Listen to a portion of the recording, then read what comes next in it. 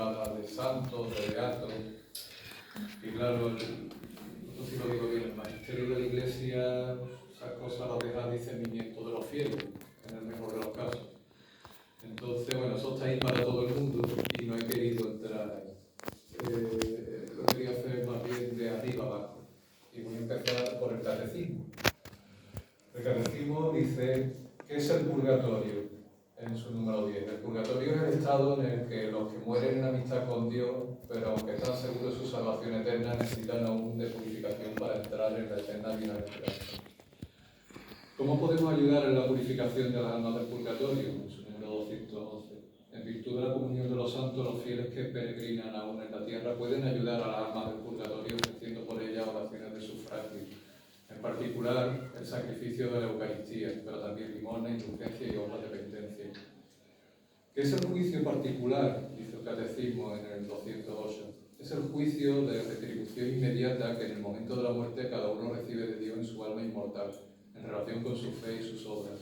Esta retribución consiste en el acceso a la felicidad del cielo inmediatamente o después de una adecuada purificación, o bien de la condenación eterna al infierno. ¿Qué se entiende por cielo? En el punto 209. Por cielo se entiende el estado de felicidad suprema y definitiva. Todos aquellos que mueren en gracia de Dios y no tienen necesidad posterior de purificación son retribuidos en torno a Jesús, a María y a los ángeles y a los santos, formando así la iglesia del cielo donde ven a Dios cara a cara. Viven en comunión de amor con la Santísima Trinidad e interceden por nosotros. En el punto 212, ¿en qué consiste el infierno? No es poca cosa. Consiste en la condenación eterna de todos aquellos que mueren por libre elección, en pecado mortal, por libre elección. La pena principal del infierno consiste en la separación eterna de Dios, en quien únicamente encuentra el hombre la vida y la felicidad para los que han sido creados y a los que aspiran. Cristo mismo expresa esta realidad con las palabras: alejado de mí, maldito, al fuego eterno. En el punto 261 nos preguntamos, ¿es necesario el bautismo para la salvación? El bautismo es necesario para la salvación de todos aquellos quienes el Evangelio ha sido anunciado y han tenido la posibilidad de pedir este sacramento. Por último, en el 262, ¿hay salvación posible sin bautismo?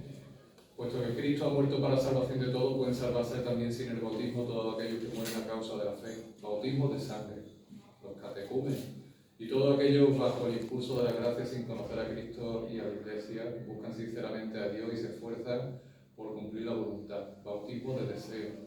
En cuanto a los niños que mueren sin bautismo, la Iglesia en su liturgia los confía a la misericordia de Dios. Eso en cuanto al catecismo.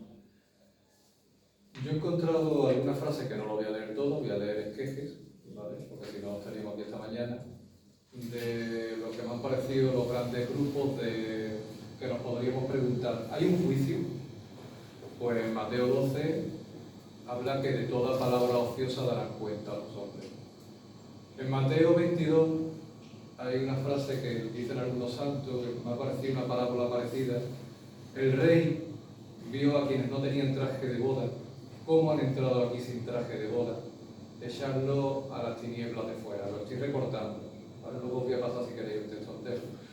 En Lucas 6, ¿por qué me llamáis Señor, Señor y no hacéis lo que digo? Dice también, no juzguéis y no seréis juzgados. Con la medida con la que midáis se os medirá. Habla también de que uno recibirá muchos azotes y otros pocos, en Lucas 12. En Juan 5 nos dice que ha dado el Hijo tener vida en sí mismo y poder para juzgar. Todos los que estén en los sepulcros oirán su voz, unos para la resurrección de vida y otros para la resurrección de juicio. Eso en cuanto al juicio. O sea, no pocas veces en el Evangelio, en el Nuevo Testamento se habla de juicio. De esperanza y de perdón. No quedemos nada más con el juicio. Mateo 12 dice, se les perdonará todo pecado y blasfemia a los hombres, excepto el que blasfeme contra el Espíritu Santo. Supongo que de ahí el catecismo que diga los que libremente niegan el arrepentimiento del pecado.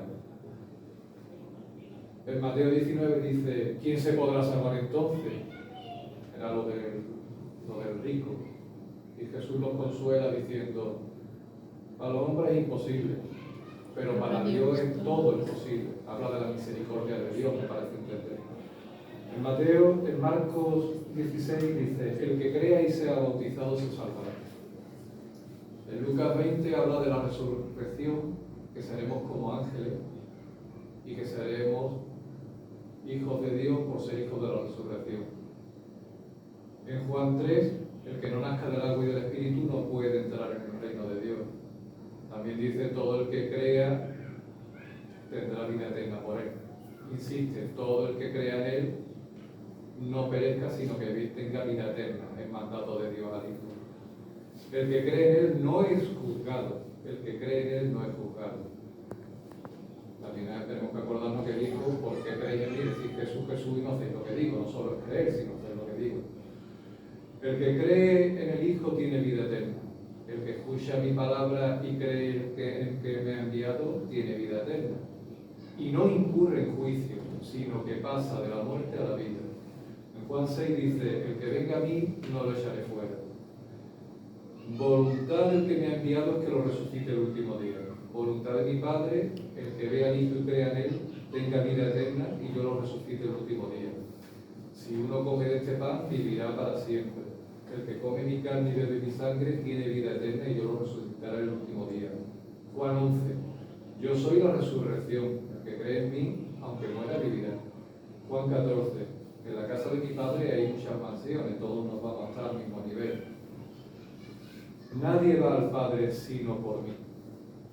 Habla también de un castigo temporal, o eso me parece ver, en Mateo 5. No saldréis de allí, nos dice eternamente, en una parábola, sino hasta que hayáis pagado el último céntimo. ¿Vale? Habla de cuando presentes tu ofrenda, que no tengas nada contra tu hermano. En Mateo 18 vuelve a hablar otra vez de la parábola, de la comparación del que no perdonó a su siervo, el que fue perdonado por el rey, pero no perdonó a su siervo, y el rey lo entregó a los verdugos hasta que pagase todo lo que debía. No dijo por siempre, hasta que pagase todo lo que debía. Dice también, todos han de ser salados con fuego. Algo un poco onírico, que me recuerda un poco, no sé qué sentido tendrá, pero me recuerda un poco a todas estas parábolas del infierno. Todos han de ser salados con fuego.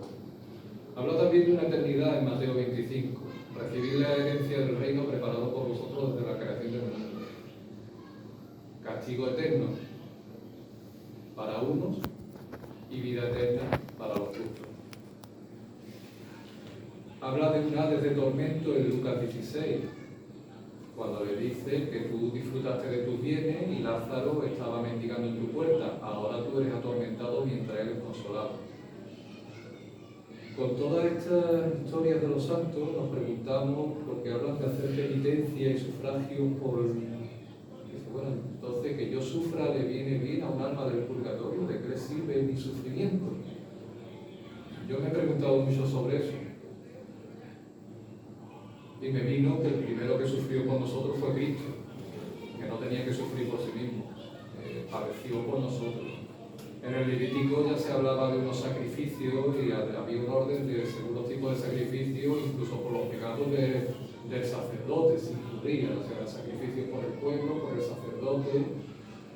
En Colosenses 1 nos dice Pablo que con sus padecimientos pretende completar en sus tribulaciones lo que falta a las tribulaciones de Cristo. No sé si se entiende bien, no sé lo que quería decir, si eso está bien traducido, si es que a las tribulaciones de Cristo le pudiera faltar algo, pero sí él dice que él quiere aportar de su parte sus propias tribulaciones.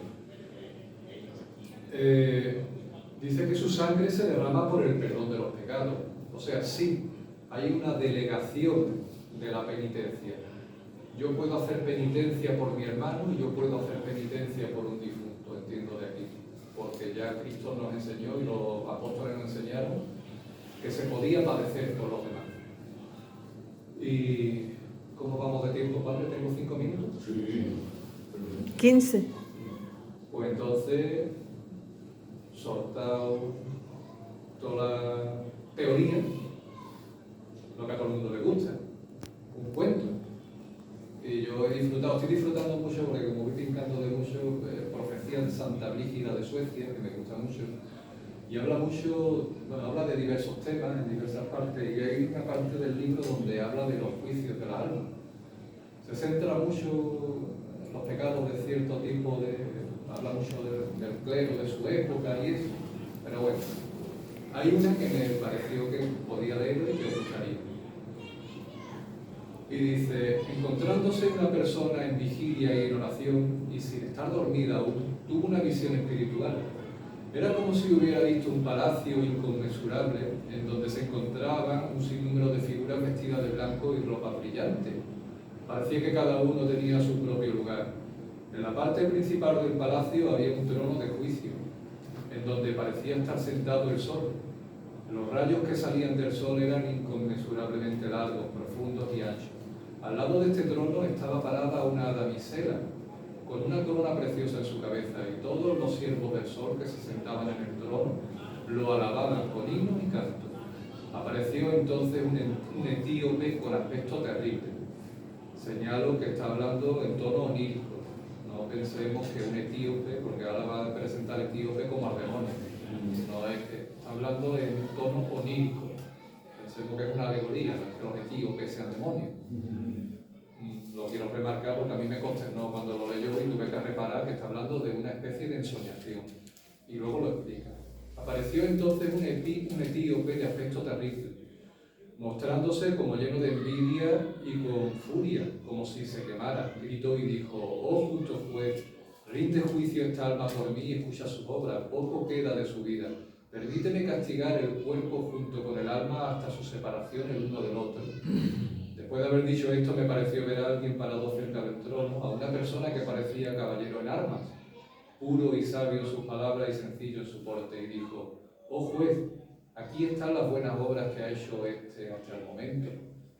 La voz del sol que estaba sentado en el trono se escuchó inmediatamente: hay más vicio que virtud, y no es justo que el vicio deba ser unido a la cima de la virtud. El etíope contestó: es justo entonces para este alma ser unida a mí, porque ya que tiene algún vicio en ella, no hay maldad en mí. El caballero contestó: la misericordia de Dios acompaña a cada persona hasta su muerte, hasta el último momento, y luego viene el juicio. El alma y el cuerpo aún están unidos en el hombre del cual hablamos, y todavía tiene el poder de discernimiento. El etíope respondió: la escritura, que no miente, dice: amarás a Dios sobre todas las cosas, y a tu prójimo como a ti mismo. Mira cómo este hombre hizo todas sus obras por miedo y no por amor, como debería haberlo hecho. Verás que todos los pecados que confesó fueron con poco arrepentimiento. Así que merece el infierno, porque falló en merecer el reino. Así sus pecados son conocidos aquí en inicencia de la justicia divina, porque nunca hasta este momento sintió arrepentimiento, debido al amor divino por los pecados que ha cometido. El caballero dijo: seguramente él tuvo la esperanza de tener verdadero arrepentimiento y creyó que lo tendría antes de su muerte. Dijo el etíope: tú has recopilado toda la buena obra que ha hecho, y tú conoces todas sus palabras y pensamientos para la salvación de su alma. Todos ellos no pueden compararse a la gracia de arrepentimiento que surge del amor divino junto con una santa fe y esperanza, y ella casi no puede borrar sus pecados. La justicia eterna de Dios ordena que ningún pecador pueda entrar al cielo sin un arrepentimiento perfecto. Así pues, es imposible que Dios deba rendir un juicio en contra de su eterna ordenanza. Está apelando una y otra vez a la justicia de Dios por encima de la misericordia, por si no nos hemos dado cuenta. El acusador. Siendo así, este alma debe ser sentenciada al infierno y unida a mí para el castigo eterno. Ante estas palabras el caballero guardó silencio y no ofreció respuesta alguna. El ángel, parecía ser el caballero, no tenía ya más con qué defenderse. Aparecieron un sinnúmero de demonios volando como chispas de fuego ardiente, gritando con una voz: a el que se sienta como el sol en el trono del juicio, dijeron: sabemos que tú eres un Dios en tres personas, sin principio ni fin, no hay otro Dios fuera de ti. Tú eres el amor en sí mismo, junto con misericordia y justicia. Desde el principio tú exististe en ti mismo sin pérdida o cambio, como lo es el propio Dios.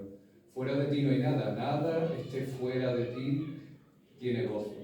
Tu amor creó a los ángeles sin ninguna materia más que tu poder divino. Actuaste con la misericordia como la misericordia lo dictaba. Sin embargo, cuando fuimos inflamados de orgullo interior, envidia y avaricia, la justicia y caridad amorosa nos arrojó junto con nuestra malicia ardiente del cielo a un inconmensurable oscuro abismo que ahora se llama infierno. Esto fue lo que tu caridad hizo. Aún ahora tu caridad no puede ser separada de tu justicia, de tu juicio, ya sea que se cumpla de acuerdo con tu misericordia o de acuerdo a la equidad.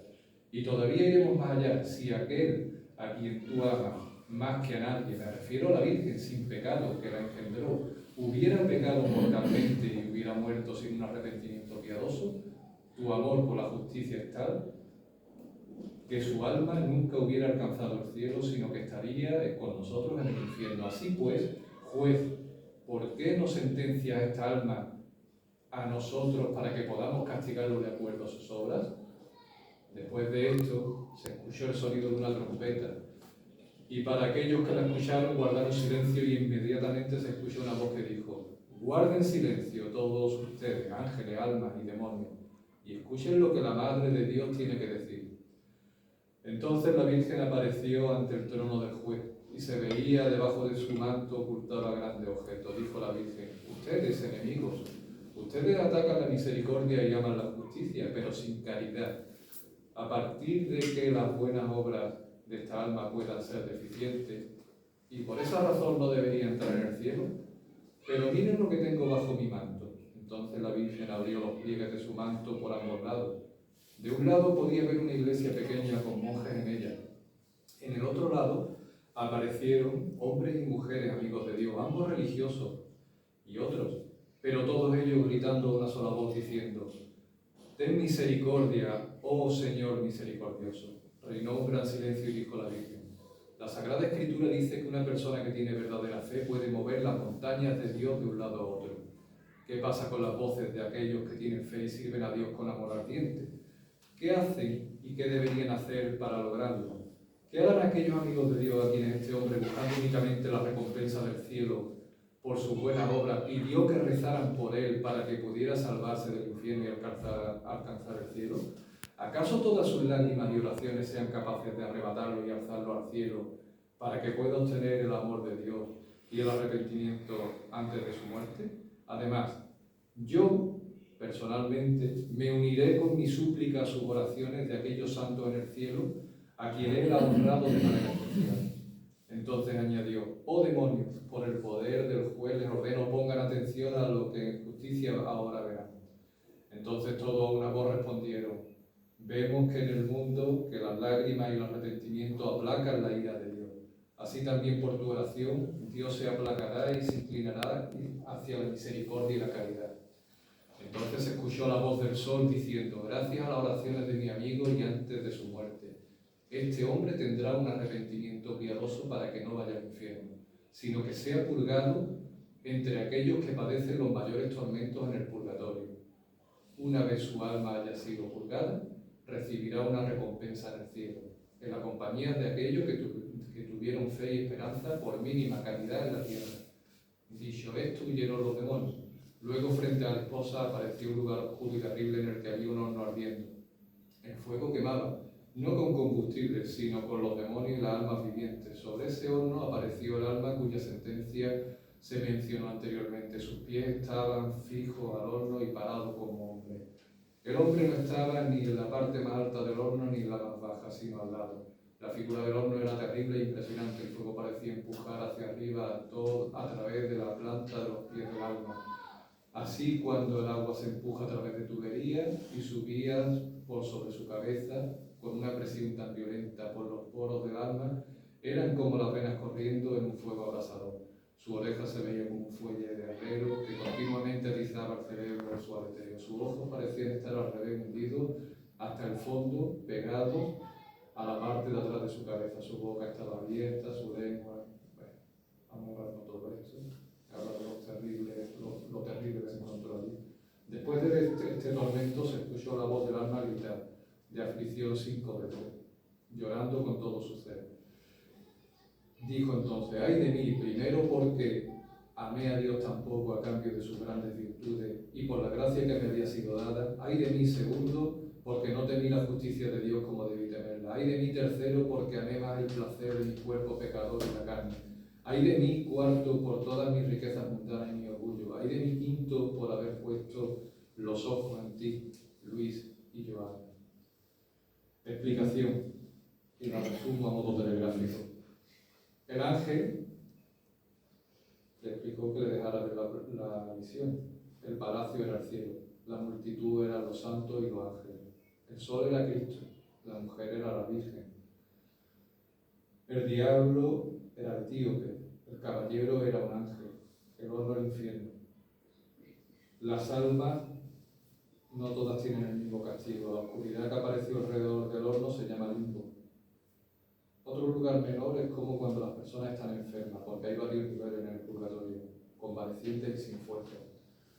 Otro lugar es de castigo, de anhelo a Dios, solamente permanece el deseo de estar con Dios. El grado más alto del castigo, los demonios tienen acceso a tocar al condenado. Otros lugares únicamente sufrirán debilidad. Logran su alivio los amigos especiales y las obras continuas de la Santa Iglesia. Todas las almas que moran en estos tres lugares participan de las oraciones de la Iglesia y de las buenas obras hechas en el mundo por los amigos después de la muerte. Añadió el ángel: bendita sea la persona en el mundo que ayuda a las almas con oraciones y buenas obras y trabajo físico. Que Dios recompense a aquellos que nos ayudan en nuestra debilidad. Si alguien quiere conocer más, pues ya sabéis que la Biblia, el Catecismo, no he tenido el gusto de verlo, hay un museo de las almas del purgatorio en Roma, y apariciones privadas.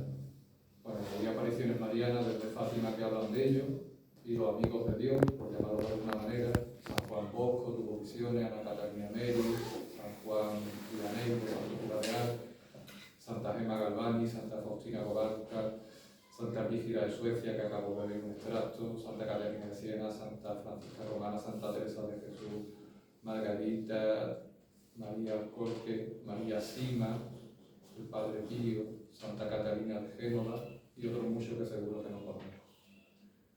Y esto lo paso si lo queréis ver entero. Porque leerlo entero serían 2 días.